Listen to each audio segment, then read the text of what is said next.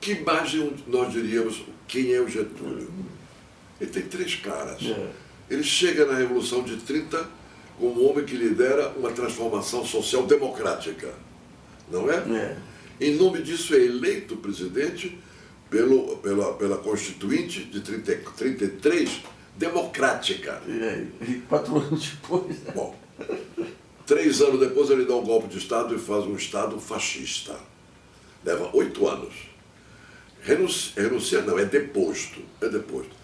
Volta em 50 como um líder popular de massa, nacionalista, defensor da Petrobras, da Eletrobras, etc. Virou nosso herói.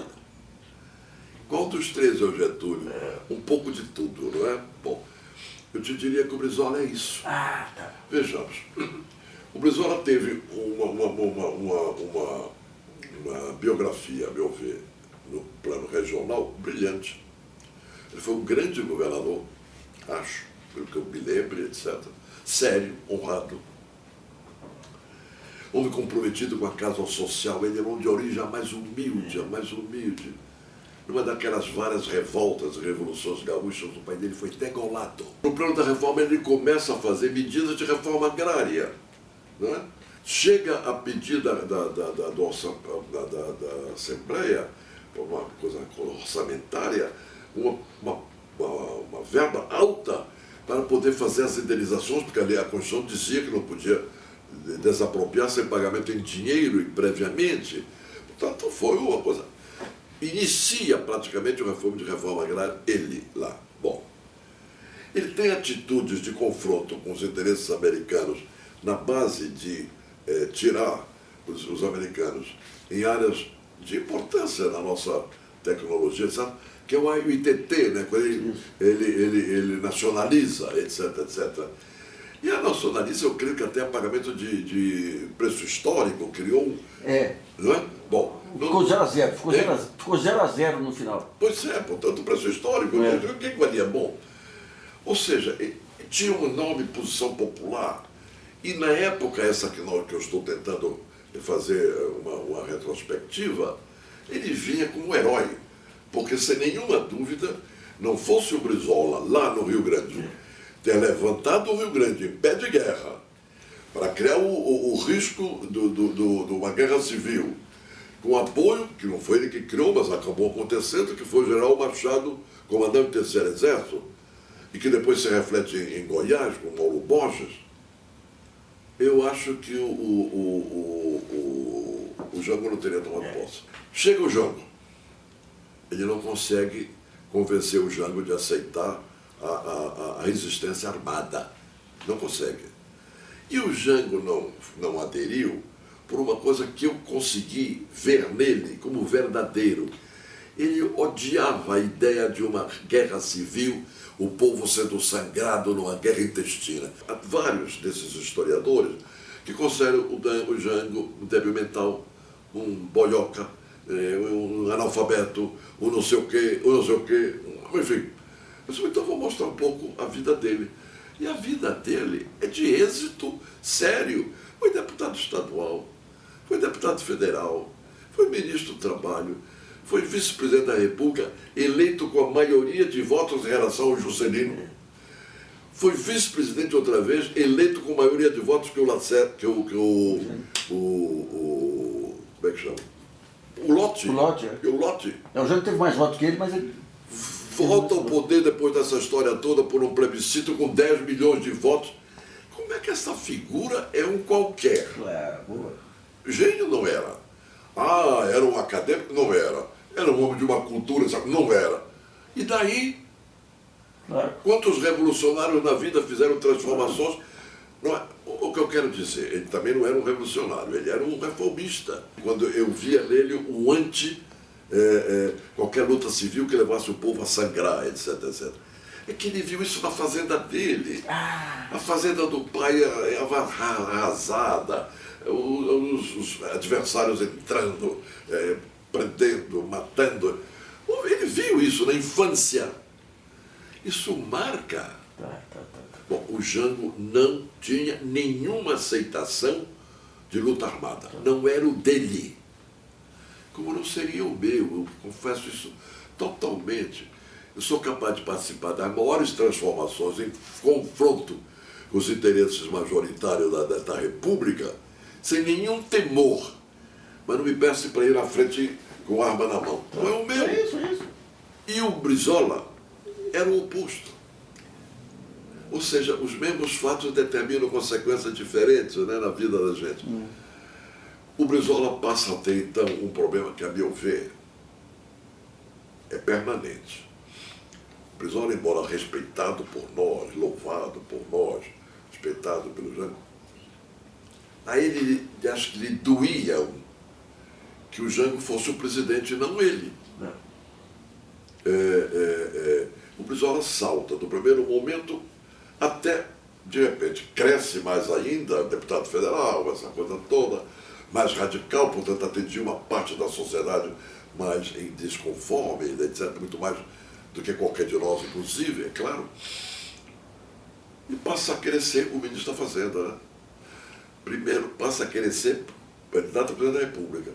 Verificou que era inviável. O cunhado não é parente. Por força da Constituição, era inviável. Só se não pensa a Constituição, etc, etc. Era inviável. Muito bem. Aí cria-se dentro da Frente de Mobilização Popular uma entidade que congregava todas as entidades políticas à esquerda. Não é? O CGT, não é?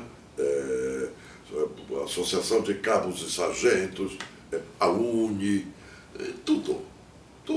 Bom, e as lideranças mais significativas, na verdade, algumas pequenas agremiações, como naquela época a AP e a POLOP, o Partido Comunista por baixo em agremiações laterais, não era o partido em si, porque ele era ilegal, e os governadores que tinham uma posição de liderança à esquerda. E a frente nasce com o ânimo de pressionar pelas reformas, essa era uma meta. Para pressionar pelas reformas, supunha, para ver se para tê-las, que houvesse aprovação no Congresso, porque algumas delas dependiam do Congresso. A começar pela mais importante, na hora, não digo no contexto geral, que era a reforma agrária. Não dava para fazê-la sem emendar a Constituição, permitindo que pudesse haver indenização em título da dívida pública. E esse era um obstáculo que se tornou intransponível. O latifúndio tinha maioria ideológica no parlamento, não é? Tinha. Ou porque eram seus próprios, ou porque ele financiava outro, enfim, era. Não tinha. Bom, então, a própria reforma urbana, que o próprio Brizola passou a ter um destaque, exigindo também, etc, etc. O raciocínio é o mesmo. Quem é que faria reforma urbana? Nem até hoje, quantos anos passaram? Alguém fez alguma coisa de reforma urbana? Nada. É porque não é fácil. E há confrontos muito grandes, não é? Não adianta só querer. Bom, e mais outras coisas. A própria área, por exemplo, do sargento, ter o direito de ser eleito ou não ser direito eleito, etc. A Constituição permitiria, tanto que houve algumas eleições. Por exemplo, o sargento Garcia, né? Mas, enfim, as coisas mais... como é que chama? A lei de remessa de lucros era no Congresso. O Estatuto do Trabalho Rural era no Congresso. Ou seja, num certo momento, vai ficando um impasse. A nossa palavra crescentemente em defesa das teses e a inviabilidade de realizá-las porque passavam pelo obstáculo do Congresso Nacional.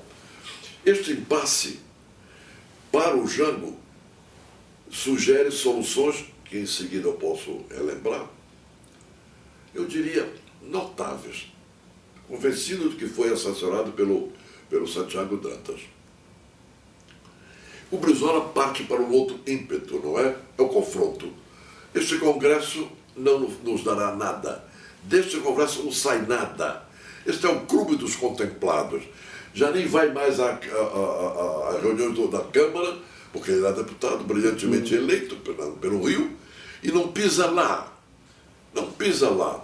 Este é o clube dos contemplados, ou seja, a cidadela dele era o Rio progressista, e o Congresso era predominantemente isso, mas era a instituição vigente.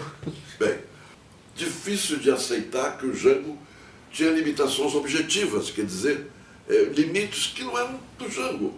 Mas tudo era atribuído ao problema psicológico do Jango. É que ele é fraco, é que ele é débil. No meu trabalho, eu tomo o cuidado de dizer, nós víamos menos que ele. Eu olho para trás e vejo o quanto fomos presunçosos. Nós achávamos que tínhamos mais visão e o Jango, pelo comportamento dele equilibrado, nos mostrava que nós estávamos errados. Mas não conseguimos ver isso. E é verdade. O fato é que, de repente, a Frente de Mobilização Popular se torna praticamente uma associação anti-Jango.